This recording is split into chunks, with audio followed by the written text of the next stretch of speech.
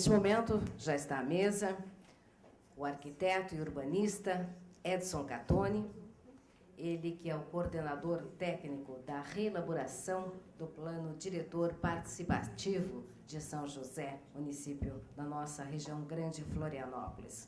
O arquiteto e urbanista Edson Catoni vai nos falar, a partir de agora, sobre o crescimento demográfico e os impactos na ocupação do território. Boa tarde a todos. Quero primeiramente agradecer a presença e a atenção que todos dispensaram e acolher o nosso convite para falar de um assunto que a gente pode, sem nenhum problema, dizer que é uma questão básica de planejamento, você trabalhar as projeções gráficas e, consequentemente, densidades. Não teria nenhuma novidade, né? Mas a forma com que a gente vai procurar aqui nesse primeiro instante, a minha fala, ela se desdobra em dois momentos. Eu não vou adiantar nada da apresentação do demógrafo Paulo Campanário, obviamente, né? Eu só vou criar uma moldura para a entrada dele e nos trazer esse enfoque, né, que fez com que muitos técnicos de outros municípios também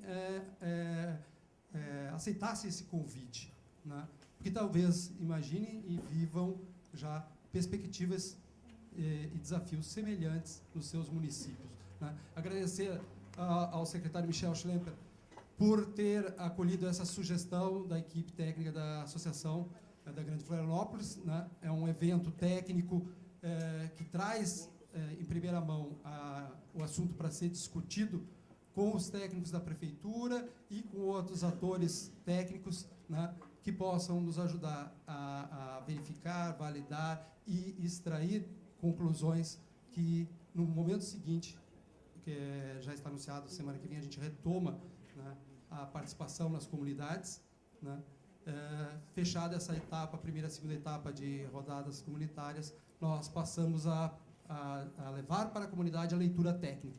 E nessa, entre os vários assuntos, esse que nós vamos discutir aqui hoje, com certeza, vai ganhar um relevo muito maior que em outros planos essa informação acabou suscitando para a sociedade em geral.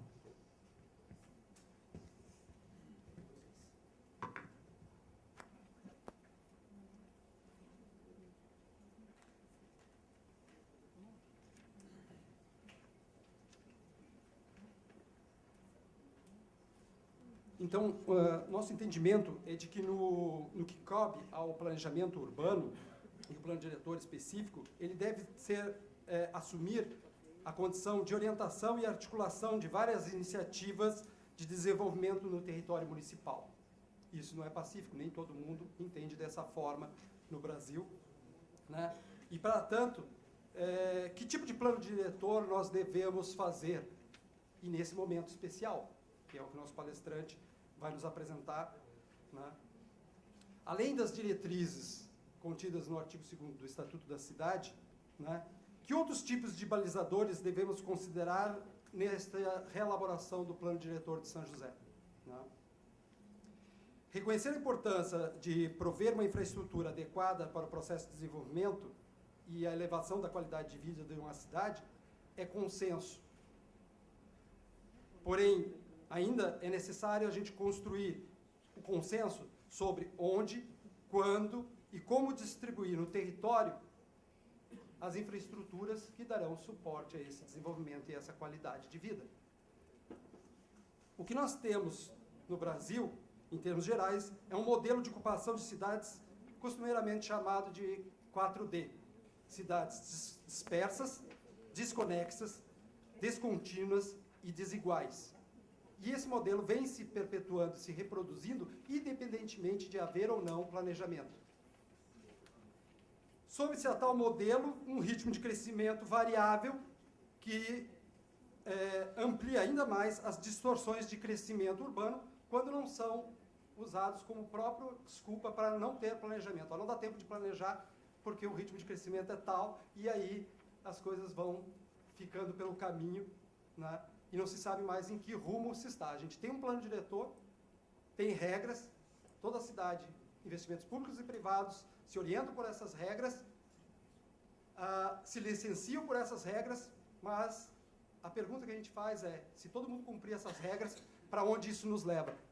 Muitos dos planos diretores é praticamente impossível você ter o entendimento, ao ver o plano diretor, para onde está levando a cidade, para onde fazer com que toda a sociedade, todos os investimentos públicos e privados que se sobrepõem durante o tempo, eles estão construindo algo bom para a sociedade, algo, se não tão incerto, né, menos inseguro.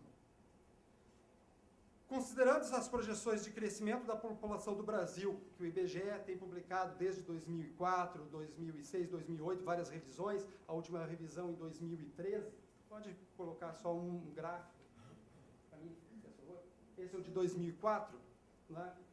Esse cenário já aparece em documentos nacionais e internacionais de orientação para políticas públicas, a partir da preocupação de vários enfoques, seja o do cuidado com a assistência social, a previdência social, a educação. Tá? E o que nós estamos querendo colocar aqui, não tão óbvio quanto esse, é o que muda para essas outras políticas públicas, já é pacífico. Né?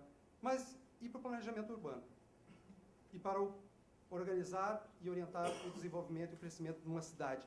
O que esses dados, que desde 2004, ao serem revisados, eles só alteram praticamente ali se vai ser o pico de crescimento do Brasil 2040, 2042, 2045, né? Mas para quem está em 2015, façam as contas, não faz muita diferença se quando a população começar a declinar, que a previsão não prevê só que nós vamos ter um crescimento zero, é um processo quase que irreversível. Se eu tiver errado, Campanari, por favor, né? Há uma tendência quase que irreversível, né? Quem imagina que nas atuais famílias você vai convencer alguém a ter mais de um filho ou dois, né? No Brasil inteiro, em todas as classes sociais, em todas as regiões. Então, o desafio para o nosso desenvolvimento, que há 2 ou 3 anos atrás, 4, a gente escutava previsões de falta de engenheiros. Se nós continuássemos crescendo na proporção que estávamos crescendo, nós não teríamos técnicos, nós estávamos importando os técnicos de comunicação, de informática, né? Médicos. Cada vez mais nós vamos se aproximar do ponto onde isso vai ser mais sentido e nós vamos ter que encarar e se preparar para isso. Né? Não só da escala nacional, mas, obviamente, isso está acontecendo na nossa escala local. E é essa a preocupação, é esse enfoque, como que na escala local isso acontece. Né?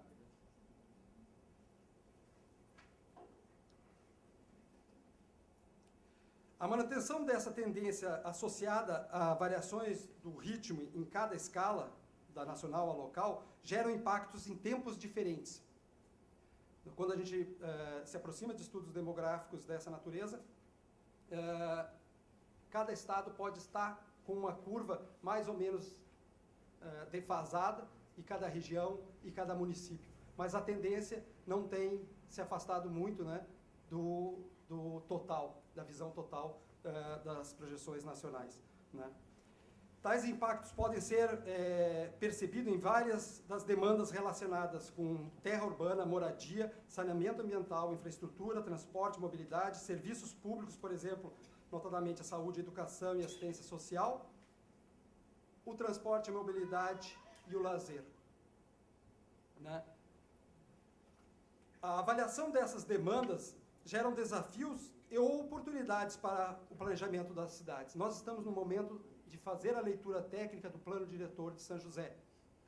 E essa possibilidade de avaliação dessas demandas, aquelas que a mesa lembrou, os passivos que nós carregamos de 15, 20, 30 anos, para qualificar, para deixar de ser uma cidade tão desigual. E, ao mesmo tempo, preparar para o crescimento que virá até o ponto em que o crescimento desacelera de forma significativa. Né? Esse é o enquadramento que a gente quer sugerir para as discussões nesse seminário. Se mantido o modelo, aquele que eu brinquei chamando de 4D ali, né? e o ritmo de ocupação do solo persistir, essas questões especialmente se tornam relevantes.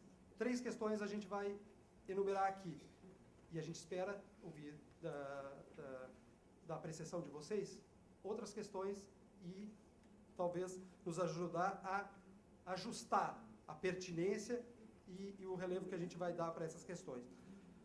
Qual a consequência para o desenvolvimento das cidades dessa dinâmica demográfica se aproximar de 1,0 de crescimento na escala local de um município? Como preparar nossas cidades para o crescimento demográfico que teremos nas próximas décadas? Nós temos uma perspectiva de crescimento. Qual é o melhor aproveitamento desse quanto de crescimento e nesse tempo que nós temos? Tá? Como preparar nossas cidades dentro de um tempo imposto por uma dinâmica demográfica já em curso e irreversível, salvo começar a fazer um incentivo à natalidade e abrir as fronteiras para muito mais do que os países vizinhos aqui, o Haiti, né? O contingente de população que nós vamos precisar é bastante significativo, né? Compreender a atual dinâmica demográfica é outro importante balizador, então. Esse é o nosso entendimento.